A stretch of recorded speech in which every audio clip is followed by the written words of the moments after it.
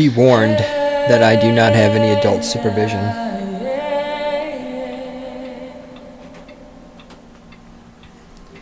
So this is going to be another in these series where I'm going through the pile on the floor, trying to get all this out of the queue and say what I want to say and move on and clean things up. So Randy is not here to keep me in check. Oh, you can scream, shout, whine, cry, snivel, piss, and motherfucking moan.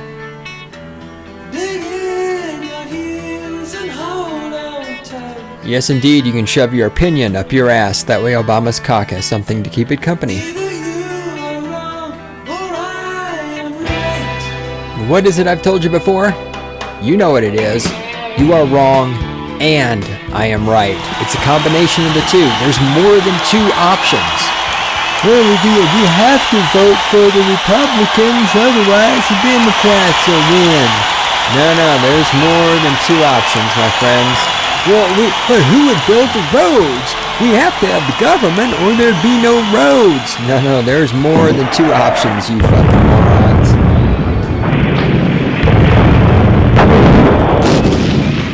And this right here, this is the Stating the Obvious podcast. It is the weapons platform from which I launch the cruise missile my intellect homes in on and destroys stupid fucking statists all around the world. Yes, I ate some more cheesecake today. So a while back here on Stating the Obvious, I pointed out that I needed to stop eating Oreo cookies because as delicious as they are, and I like the chocolate-filled Oreo cookies, not the whatever, just the white-filled Oreo cookies. I'm racist. I don't like the Oreo cookies with the white stuff in the middle. The white stuff is gross. I only like the Oreo cookies with the chocolate stuff in the middle, the black stuff in the middle. So I am a racist. I am an Oreo racist. I tried one time the strawberry ice cream or strawberry something Oreos, and because I love strawberries, I thought those would be great. They were disgustingly nasty. Did not appeal to me at all.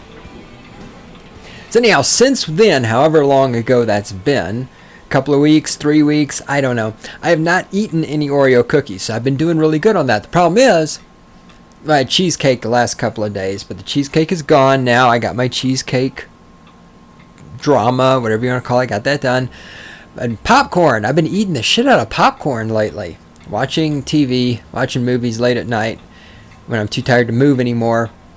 Eat a thing of popcorn and watch a movie and go to bed. So I don't know if popcorn is healthy or if I should just, be shooting myself in the head for doing that too. So I need to do some nutritional research on the popcorn thing and find out if I should stop that before I get hooked on it. Anyhow, I will be going through the shit on the floor. I'll be pausing the recording in between. So in theory, this podcast might be a little tighter than normal because normally we never pause the recording. It's just like a live radio show. We hit the button and we go and I do my thing and everything happens. So anyhow, this is part number something in the series of The Pile on My Floor. This might be part 9, maybe part 10 by now. I don't know. Anyway, so yeah, I'm going to stop babbling. I'm going to pause, and then we're going to pull the first thing out of the pile. I'm going to assess it. It either goes in the trash, or I talk about it, then it goes in the trash. So hang in there. I'll be right back.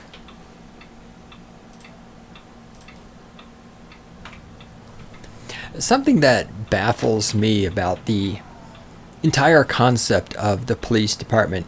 People celebrate police departments. The Fort Collins Police Department recently turned 100 years old. And this is from the little propaganda thingy that was sent out. And it's a bunch of yada yada yada. It says this: the agency is marking its 100th anniversary throughout 2013. Highlights include redesigned patrol cars. Cars are being transitioned to a traditional black and white color scheme as existing cars are retired and new ones added to the fleet. The new color scheme is designed to make patrol cars more visible and instantly recognizable. A century of service car decals will be adhered to all marked police cars for the year. Museum displays. Historical displays at both the main police station and the District 1 office have been refreshed with new artifacts and information. Street banners will adorn the intersections of College Avenue and Foothills Parkway, and College Avenue and Laurel Street at various times throughout the year. Commemorative uniform badges will be worn by all police officers during the year. Anniversary pins will be worn by all civilian employees throughout the year.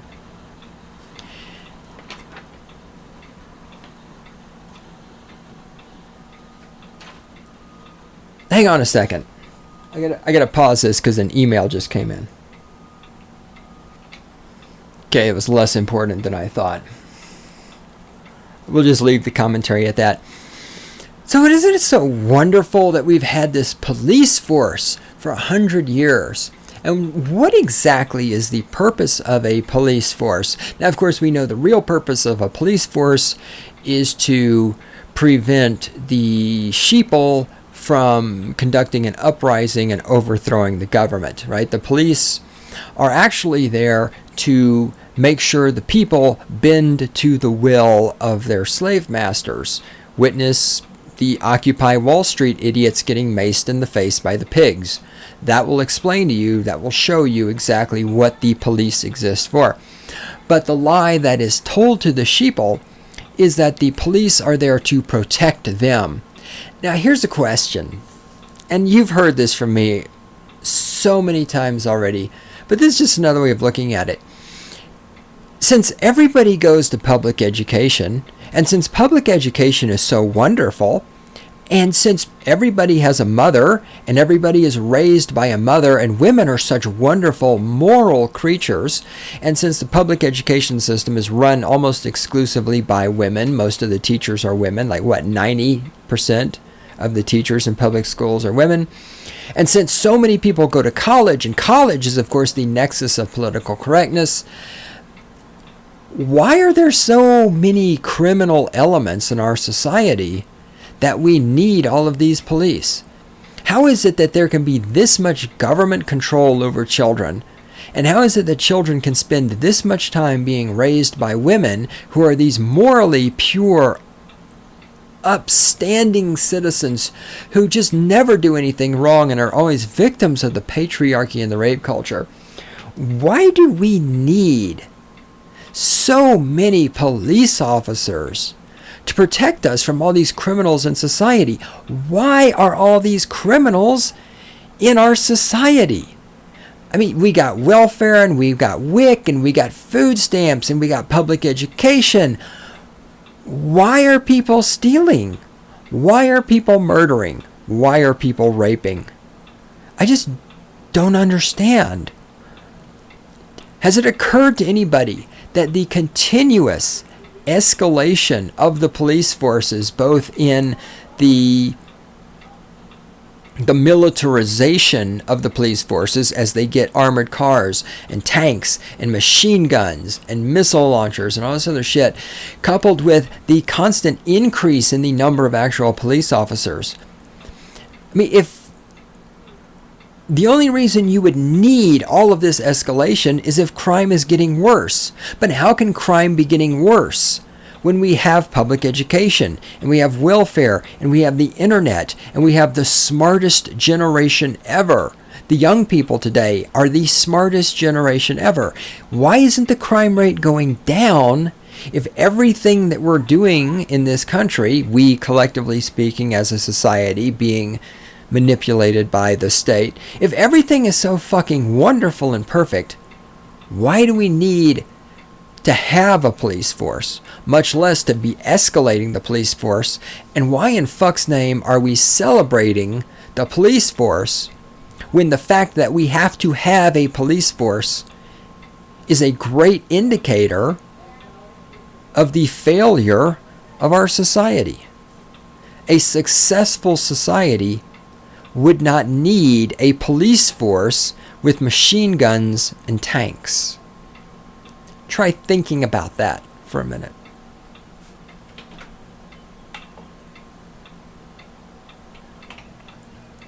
Okay, I gotta read this. Now, a while back on one of these episodes, I read an excerpt from the LaGrange Journal from back on January 30th, 1902. It was the thing about the minstrel show, about the black people doing 2 performances of their minstrel show exclusively for white people. And the point was that it was very racist and yada yada yada.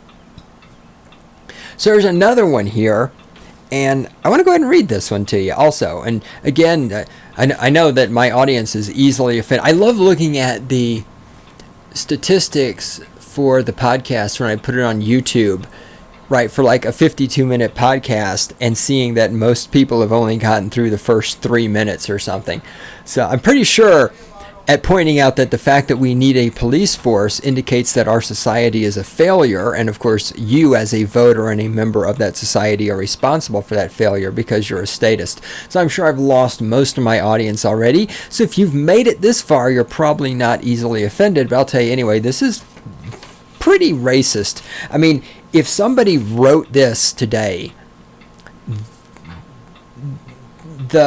Jesse Jackson and all the associated NAACP people would go insane. I mean, people would just go insane if this were written today. Just the fact that I'm reading this today means somebody will probably take it out of context and they'll go insane at me, but I don't really care because I feed on your hatred, and I really need people to hate me a lot and talk about me on the internet so that I can get more listeners. So there's no way I can go wrong with this. So this is from, again, January 30th, 1902, back in the day when everybody walked uphill. This is awesome. I said awesome. I'm like a 14-year-old girl again. This is incredible. No, it's not incredible. It's completely credible because I know it's true. Oh, wait, hang on. Yes, I'm on the... yes. Oh, it's a chick. Goddamn girls. All right. She's going to have to wait for a minute. I'll get back to her. Fuck. Alright. What is it with you girls and dropping your cell phones in water? I know sometimes when girls say, well, I dropped my cell phone in water, that's why I couldn't text you back. I know it's actually because she just doesn't have the balls, well, the spinal column, to say, hey, I don't want to hang out with you. I don't want to be fucked by you, so leave me alone. But you women are so spineless, but then you can't understand why nobody wants you to be CEOs of corporations or give you jobs or anything. Speaking of girls, if you can hear the noise outside, that's the college kids having their fun. Because after all, it's almost summer, college is almost out, and depending on where these kids are in their college career, in anywhere from 3 years to 3 months, they are going to be working for corporations in cubicles, being underpaid and having their souls destroyed. So I'm okay with the college kids around me partying, and I'm really even okay with their occasional riot, because this is it. I mean, this is their last, for most of them. There are always some that are going to get great jobs or start their own business or whatever and be extremely happy and yada, yada, yada. But 95% of them are going to spend the rest of their lives in cubicles or working as baristas. And I mean, it's over. This is it. This 4 years of, well, 5 years of college for a 4-year degree nowadays. This 5 years they spend in college going in debt. This is going to be the last moment of their life that contains any large amount of happiness, because they're going forth into a world with a dead economy, no job prospects, and they're going to be miserable little shits for the rest of their life. So I don't mind them having fun, because a lot of people ask me, you live in the college part of town, does that bother you? Do the parties bother you? Yada, yada, yada. And it really doesn't. It really doesn't, for that reason. Because I understand. I want them to be happy. I want them to have their last chance at happiness, even though, they're all statist and yada, yada, yada. All right, can I please see that no adult supervision? If Randy was here, she'd be telling me to fucking focus on the topic. What is this shit?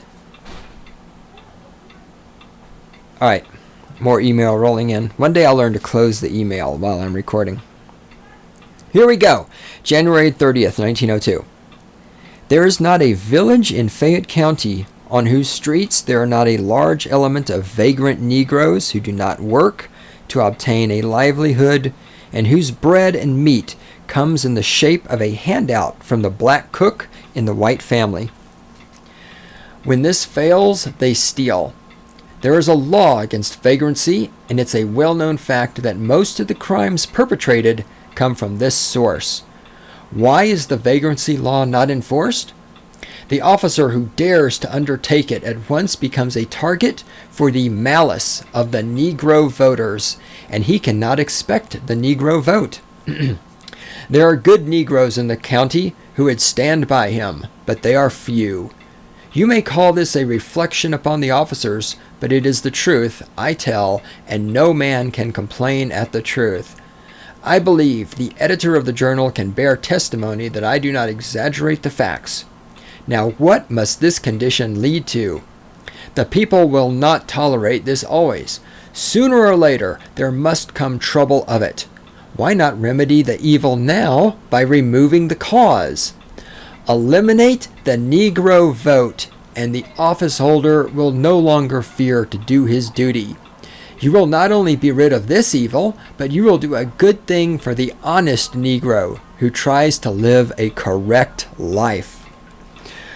Oh my goodness.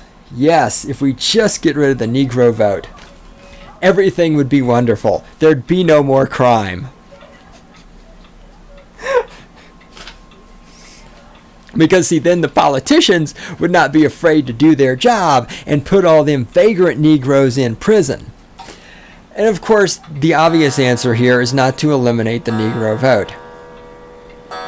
It's 6 o'clock, by the way. I'm getting a late start on this. I had intended to start earlier, but I was busy coordinating assorted things that I have to coordinate. The obvious answer, of course, is to eliminate the vote, because democracy doesn't work, and eliminate the state, because statism doesn't work.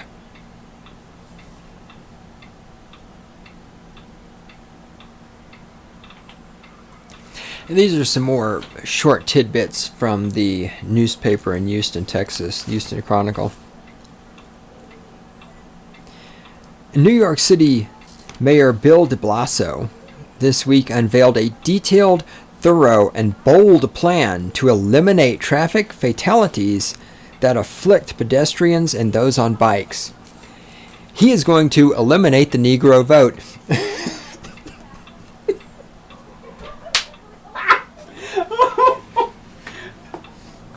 That should be my new response to everything, is eliminate the Negro vote.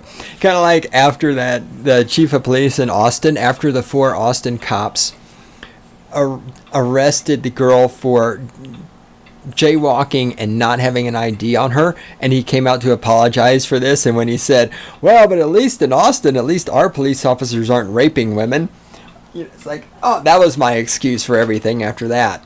Well, hey, you know what, such and such, Obama may be killing people in foreign countries with flying robots, but hey, at least he's not raping women, right? The banking corporations were bailed out by the taxpayers after gross incompetence, but hey, at least they're not raping women. So, here we go. That's going to be my new one, is, well, we're going to solve every problem. My excuse for everything and solution everything is going to be, we'll just eliminate the Negro vote. That'll do it. Yes. All right. To continue reading, our morning prayer today is that our own mayor and council members Google Vision Zero and imagine something similar here. How many people in Houston need to die before we take similar action, or at least begin enforcing laws on the books like safe passing distance for bicyclists? Look, speaking as a bicyclist, stay the fuck out of the way of cars. This idea that you're going to pass a law to stop, like, and again, okay, so if the people driving these cars are running over pedestrians and bicyclists only because it's not against the law to do so, what does that say about all these people who were raised by women and went through 12 years of public education? Why is it that we have to have so many fucking laws in this society to keep people from killing each other. When all the people we're trying to keep from killing each other all had 12 fucking years of public schooling and were all raised by women. Why is it at no point any of their mothers or any of the public school teachers said to them, while you're driving a fucking car, when you're going past a bicyclist, pull away a little bit so you don't hit the person on the bicycle? How fucking hard can that be? Is that really so fucking difficult for people with 12 years of public education who were raised by women? The answer is apparently so. Here's the next one. 2 stories caught our eye this week. On the business page, local industry laments not having enough skilled workers in the energy industry. How could there not be enough skilled workers? All of these people have 12 years of public education. What the fuck are people learning during 12 years of public education? Oh, that reminds me of a story. I gotta tell you the story. All right, let me finish this. A profile on the city-state page describes an Army veteran from the 3rd Ward who rides 3 buses and walks a mile to attend technical college. This intersection of parallel worlds makes us ask, shouldn't we make education more accessible to those motivated to get it? For those of you who don't know, 3rd Ward is like the ghetto area of Houston, Texas. 3rd Ward is the place where the police don't stop their cars at night because they're afraid of dying. So, although I've been in 3rd Ward, I had a friend who lived in 3rd Ward, and I didn't even realize I was actually in 3rd Ward when I was in 3rd Ward, because it did not look like a fucking war zone the way I had been led to believe it would look. So, anyway, to make education more accessible, how can education not be more accessible? The government throws government loans at anybody who will sign a piece of paper for them, because of course they go tremendously into debt, and the government and the banking corporations make a shit ton of money. And of course everybody gets 12 years of public education for free. Well, it's not free. It's free to them, it's not free to the taxpayers. I'm paying for that. How is it 12 fucking years of education and people are still too stupid to get a job? But see, no one can key in on that. It's, well, we have to have more college. No, we don't need more college. We need public education to not be fucking worthless. Public education. So I was talking to a friend of mine the other day. She graduated from high school not too long ago. And remember, I went to high school, first of all, in a small town down in Texas where things are a lot different than even cities the size of Fort Collins, much less cities like, whatever, Houston or Los Angeles or New York. I can't even imagine going to school in a school that big, because my entire high school had 200 people in it. I can't imagine the suffering at these larger high schools.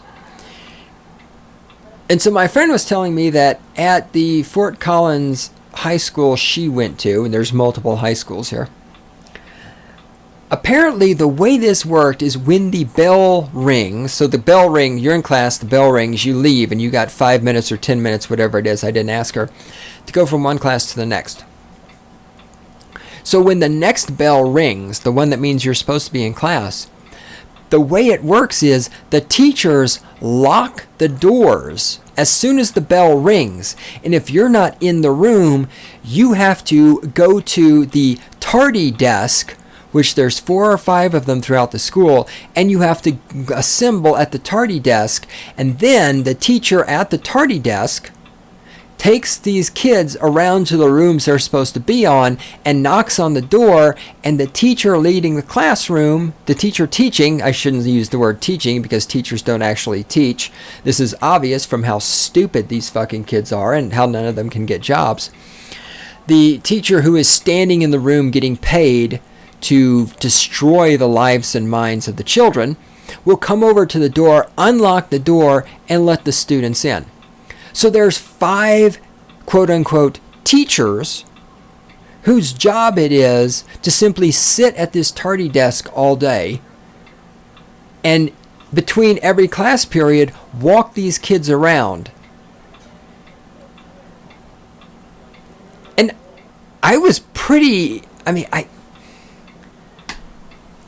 just when you think, because I've heard of the locker searches in high schools and the police officers in high schools and the ID cards in high schools and locking the exterior doors of the building in high schools. I've heard of all this.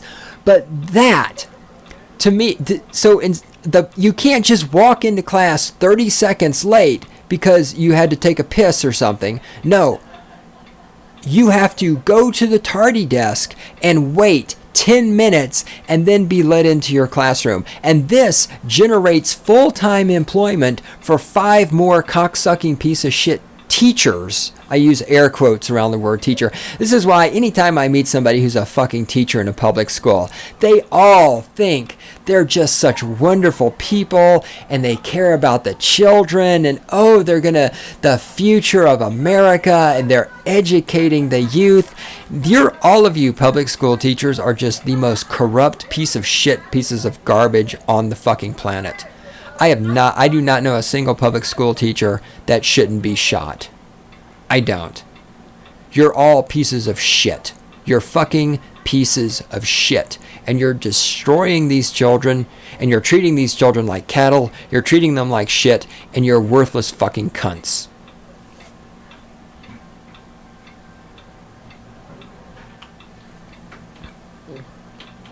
Here's another one. We're still doing the short bits from the Houston Chronicle.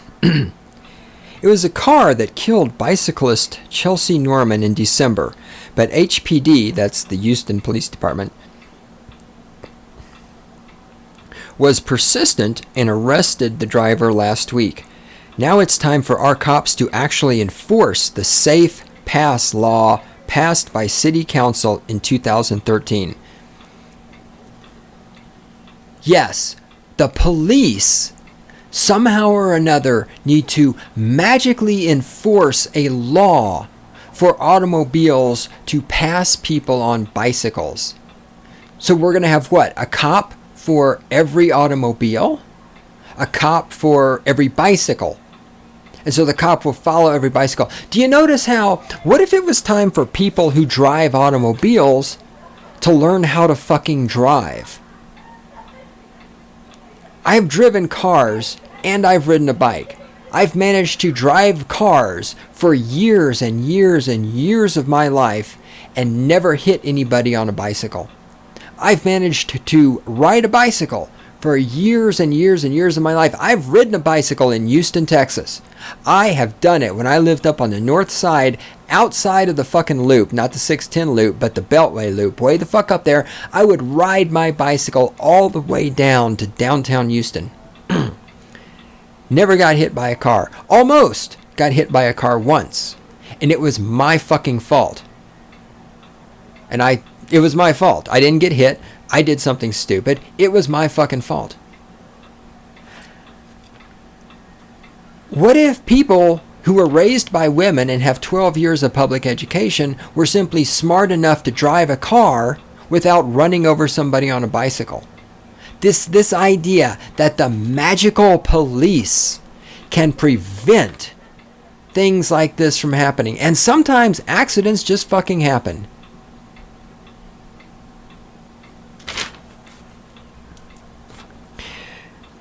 Here's some more. Got 2 more of them. As long as we're writing about politicians, who says they don't care about hunger? Tink Nathan. His name is Tink. I'm assuming it's a he. Could be a she. Tink Nathan, a candidate for the Texas House. I can't talk. Sally sells seashells by the seashore. Sally sells seashells by the seashore. Tink Nathan, a candidate for the Texas House, wants to allow motorists to collect and consume roadkill. Currently, it's a misdemeanor to gather up what's left of an absent-minded armadillo or slow-footed possum for roadside dining purposes. Nathan, 72, lives in Center Point and is founder of a deer scent company. A Republican, we made sure mention he's a Republican. If he's a Democrat, we wouldn't have said that. Republican, he's hoping to succeed longtime state representative Harvey Hillbrain in District 53. So, can we have a law that says people can pick up roadkill and eat it? Well, no, of course not, because the government owns those animals. You can't pick up a dead animal by the road, right? Because it's against the law. You can't eat that animal. Why? Well, because you don't own your own body.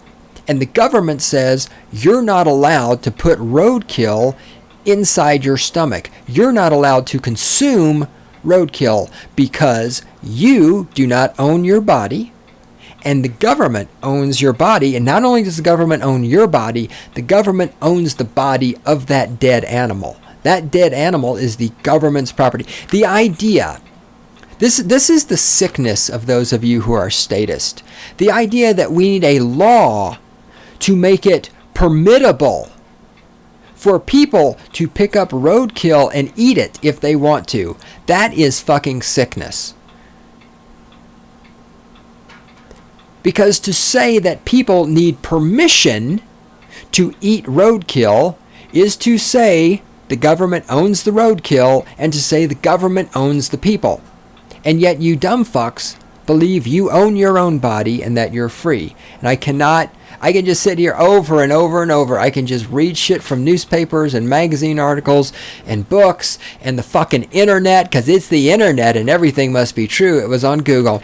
And all it is one piece of evidence after another that you stupid fucking cocksuckers out there do not own your own bodies. And yet you cannot get through your tiny little fucking statist pea brains that you are slaves, that you are the property of the state, that you belong to the government and the corporations and the military industrial complex and the prison industrial complex. You can't, and the fucking police. You just can't get this through your fucking head because you're so in love with Obama's cock and you're so in love with democracy and you're living in this goddamn fantasy world and you're so fucking stupid that you can't drive a car down the road without running over somebody on a bicycle, even though you were raised by a woman and you have 12 years of public education. Here's the final one. HISD, that's Houston Independent School District. HISD Superintendent Terry Greer continues to innovate even after winning the Broad Prize for Urban Education last year. With a goal of improving children's reading schools, he has pledged to get results. Parents need to help, Greer said, by reading to their kids 20 minutes a day. Yes, parenting skills. You have to have some cocksucking bureaucrat tell you to read to your children for a whopping 20 minutes a day. Yes, it must be such a burden for these mothers to spend 20 minutes a day with their child. Oh, but that's right. These mothers are working and then they got to go collect their welfare check, and then they got to go spend their food stamps, and then they got to go fill out paperwork for their WIC. Yeah, and they're just so burdened because, they made this wonderful choice to be single mothers. And of course, even the children who have two parents, their two parents are working because they're most likely not able to get welfare. So both of them have to work a job in order to pay all the fucking taxes to keep the military industrial complex and the prison industrial complex going, and to funnel all this money into foreign countries and foreign wars and killing people with foreign robots. So none of these parents have time to read to their fucking children. And so some fucking bureaucrat has to tell them that they need to read to their kids 20 minutes a day. But 20 minutes a day of quality time with your children would probably just fucking kill you because your parenting skills fucking suck. You're not a parent. You're a breeder. There's a difference. Somebody who fucking lays on her back and gets a cock stuck in her, and the cock pumps a couple of times, and some jizz squirts out and fertilizes an egg, and then she walks around for 9 months eating pickles and ice cream, and then she squirts out a puppy. That's not a parent. That is a breeder. A parent is somebody who raises their child, who actively raises their child, who does not put their child in daycare, who doesn't put their child in public schools, who doesn't fucking just shove the child out of the house as soon as possible so they don't have to be burdened with caring for the child. A parent is not the same thing as a breeder, and a breeder is most definitely not the same thing as a parent.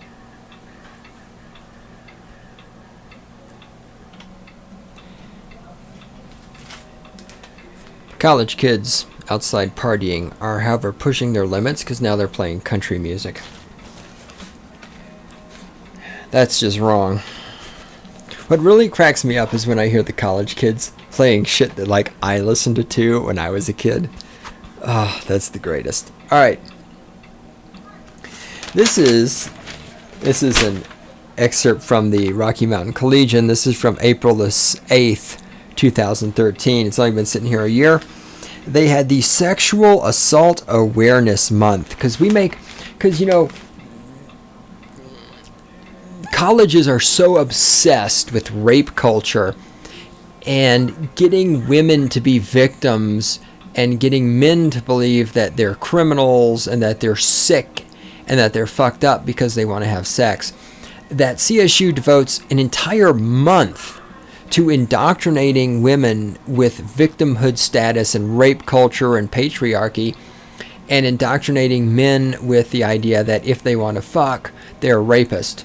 Of course, it doesn't really work because I can look out the window right now and see the college kids, the guys and the girls, and some of the chicks are really hot, and they're drinking their beer and they're doing their thing and they're hanging out, and the guys don't look that fucking intimidated, and the girls don't really look that scared. They look like they're having a fairly fucking good time, despite an entire month of trying to convince those women that they're victims and that all men want to rape them, and despite trying to convince those men that they're sick rapists. But anyhow, had you attended sexual assault awareness month activities, these are some of the things you could have participated in. We have Women at Noon, Sex Positivity Workshop, taking the boo out of taboo. In a safe, hang on, I gotta turn on the light, because I'm getting old. It's actually not because I'm getting old, it's because this paper, this newspaper thing, first of all, is printed with green ink on an orange background, but it's also a year old and it's turning yellow. So there's no fucking contrast between the text and the background. All right, here we go. In a safe, open, and confidential space, participants will learn about what sex positivity is and how to incorporate it in their own lives. If it's a workshop that's open to, I'm assuming it's only women because it's Women at Noon, and of course it's okay to have activities that exclude men. It's just wrong to have activities that exclude women. But how confidential can it be? Then we have this one. We have workshop, Safer Sexy Sex. Everyone is invited to learn about sex toys and products while talking about making sexy sex safe and consensual. Join before play and slumber parties in a discussion about empowering yourself while enjoying games and giveaways. Before play and slumber parties are capitalized. Those are the names of the people leading the workshop. Here we have workshop, I Believe You. This workshop will discuss ideas about This workshop will discuss ideas about how support people can impact healing in survivors of sexual assault. Because remember, we have to have, and this is, let me repeat myself for the upteenth time.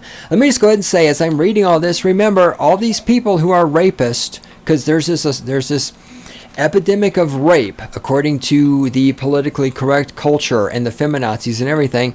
Once again, let me remind you, all the rapists, every rapist had a mother. They all came from the loins of a woman. They all had mothers. They all had 12 years of public education. The days when, rapists were people who dropped out of school in the 3rd grade to work on the farm and shit, nobody gets to drop out of school anymore. All right? I would love to see statistics on what percentage of rapists are homeschooled versus rapists who go to public school. I would love to see that information. Just to see if there's anything there. There might not be. I have no fucking way of knowing. All I'm saying is, that's one of those questions that nobody will ask. Where was I going? I was talking about something. See, this is what happens when Randy's not here to keep me on track. Oh, yes. So we have these support people. This is why the rape culture has to be maintained. And I've said this before. Because there are so many people who make their living as therapists and rape supporters and on rape hotlines and selling rape kits, and the police investigate. There's so much money involved in women getting raped that there is no way in hell anybody is interested, anybody in the state, anybody in the colleges, anybody in the police forces, anybody in the criminal/prison industrial complex, none of these people want the number of rapes to go down because they make money when women get raped. Workshop, But I'm a Nice Guy, hosted by Men in the Movement. In this workshop, we'll explore some of the ways that men can be agents of change and highlight the role of self-work as a strategy to confront violence. In other words, we'll teach men how to be pussies. That's what we need more of, more pussified men. Can I Kiss You with Mike Dementres? Author and founder of the Date Safe project, Mike Dementres works closely with students to help produce national initiatives resulting in revolutionary change in America's approach to dating, respect, and intimacy. Okay, if he's creating such revolutionary change, why aren't the number of rapes going down? Why is this rocket science? When people come up and they say, oh, I have the solution to women being raped, but then at the same time they show these statistics that show women are getting raped more and more and more, how does this not fucking register in anybody's brain? If I come to you and I say I have a solution to the paint peeling off of your walls, and then I implement my solution, and after I've implemented my solution, not only is the paint still peeling off the wall, but more paint is peeling off the wall than previously. Any mostly rational person would recognize my solution as a failure. Yet we have all this shit like Sexual Assault Awareness Month going on, and this moron idiot Mike Dementres, whatever the fuck he's doing, teaching boys to get a written consent form before they kiss girls or whatever. And so all of these solutions are supposed to be so fucking wonderful and enlightened, and oh, we're making a difference. And yet, are the number of rapes going down? Well, of course not. They can't go down, because if the number of rapes goes down, then the people who promote rape culture and patriarchy and want women to be victims will lose their power. Here we have falsified statistics. It says less than 2% of reported sexual assaults are false or made up. That is not even remotely true. 95 to 97% of sexual assaults on college campuses are committed by someone the victim knows. And since most 95 to 97% of sexual assaults on a college campus are committed by someone the victim knows. If they're on a college campus, first of all, where are the campus police? Second of all, if they're on a college campus, they're likely a college student. As a college student, most of the people a college student knows are also college students. That means the college students are being raped by other college students. And wait. Can any of you out there guess what I'm about to say next? Yes, that's it. All of the college students who are raping other college students had mothers. And they all went to 12 years of public education. And they all have at least one day, up to maybe 3, 4, 5, 6 years of college education. And they're rapists. And nobody looks at the system that produces the rapist and sees failure. No, in fact, the system is so wonderful, we need more money for the public education system. And we need more welfare for the single mothers. And we need more funding for the colleges, because all of these institutions are so wildly successful in creating rapist. Because at no point in these people's lives are they exposed to the concept of the non-aggression principle and property rights. Because we can't tell people about those, because the state cannot survive if the people understand the non-aggression principle. Well, not just understand, but understand, accept, and adhere to in their behavior the non-aggression principle and property rights. And finally, of course, we have a keynote speaker, Jessica Valente, speaking on this topic of why feminism matters, using activism to battle rape culture. The lack of a widely understood, culturally shared definition of rape is holding back progress on sexual assault. What are activists doing now to combat this? Activists are doing nothing to combat rape culture. I will repeat myself for the upteenth fucking time. Activists need rape culture. If there is no rape culture, if women are not being raped, if women are not afraid of being raped, then there is no need for activists. Jessica Valente is not giving this speech for free. She got paid money to give this speech. Without women being afraid of being raped, Jessica Valente cannot get paid money to give speeches about how women should all be afraid of getting raped.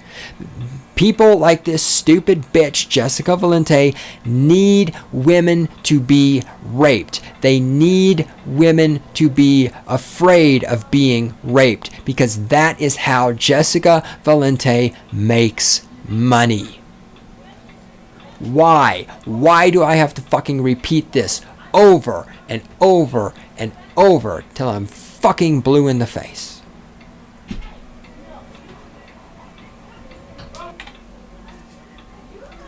Yes, I had to find something I could cover in 3 minutes. Odell's Homeless Gear Drive. From November 26th to December 10th, Odell's will be hosting a homeless gear drive in their tap room. Homeless Gear collects unwanted outdoor gear, essential and basic outdoor clothing, non-perishable food and hygiene products, and distributes these items to the homeless. Oh, isn't that wonderful? Homelessgear.com. Isn't that so wonderful? They care about the homeless people so much that they will give them used sleeping bags and clothing. And how many times have I said this? If everybody who claimed they cared about homeless people took a homeless person to their home, there would be no homeless people. It would take 7 days at the most to eliminate homelessness in the United States. Now, of course, there's also the fact that many homeless people are homeless by choice. And this is a fact. You know how I know it's a fact? Because I've heard it said by members of the Fort Collins Police Department. And we know that police officers never lie. Police officers are some of the most wonderful people on the planet. That's why you should always obey the police officers. And when somebody like Cop Block tells you that police officers engage in police brutality, that's not true. Those people are lying to you from Cop Block because they're anarchists and they just want anarchy. You should always believe the police. You should always trust the police. The police are your friends. The police are here to help you, and the police should be obeyed because that's what the police are for. And so the police have said that many people homeless in the Fort Collins area are homeless by choice. Therefore, it must be true because police officers don't lie. They're like Obama. They always tell the truth. And here's one we can go out on. This is Saturday Night Live head writer Seth Meyers. So he's the one responsible for Saturday Night Live sucking. This is an interview with him in Elle magazine. And Elle asked him the question, why do Republicans seem so obsessed with female reproductive rights? And this idiot's answer is, it's hard for me to say. When you work with the sort of really strong women I work with, the idea that anyone would want to make decisions for them is hard to wrap your head around. You mean like the government makes decisions for women about whether or not they can go out in public wearing a shirt? They have to have their nipples covered up. Like the government makes decisions for women about what kind of drugs they can put in their bodies.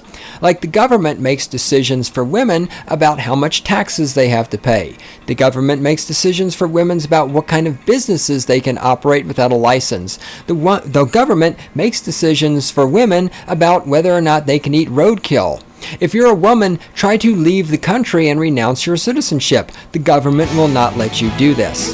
The idea that it's just such a foreign concept that somebody would want to make decisions for women because women who have given birth to every single rapist, women who run the public school systems that churn out rapist after rapist after rapist, the idea that these women are they're so strong. Why would anybody want to make their decisions for them?